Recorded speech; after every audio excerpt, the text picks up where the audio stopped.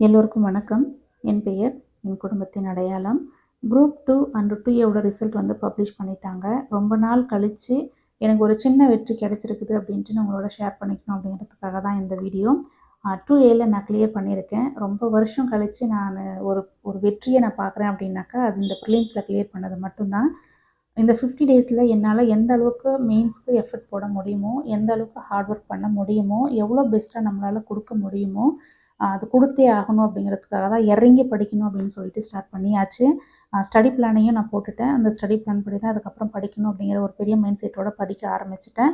நீங்களும் நல்லபடியாக படிங்க. ஸ்டடி பிளான் போடலை அப்படின்னாக்கா ஒரு ஸ்டடி பிளானை நீங்கள் உங்களுக்கு எடுத்த மாதிரி போட்டுட்டு படிக்க ஆரம்பிச்சிடுங்க. இந்த 50 டேஸில் அப்படிங்கிறது எனக்கு நல்லாவே தெரியும். ரொம்ப கஷ்டமாக இருக்கும். ரொம்ப நிறைய படிக்கிறதுக்கு இருக்கிறதுனால ரொம்ப கஷ்டமாக இருக்கும். நிறைய படிக்கிற மாதிரி இருக்கும். நிறைய ஹார்ட் ஒர்க் பண்ணுற மாதிரி இருக்கும். பட் இதுக்கெல்லாம் யோசித்து நான் கொஞ்சம் சோம்பேறித்தனம் பட்டு உக்காந்துட்டேன் அப்படின்னாக்கா இந்த 50 டேஸ்க்கு அப்புறம் என்னுடைய லைஃப் அப்படிங்கிறது எவ்வளோ பிரைட்ஃபுல்லாக இருக்கும் அப்படின்ட்டு எனக்கு தெரியும்.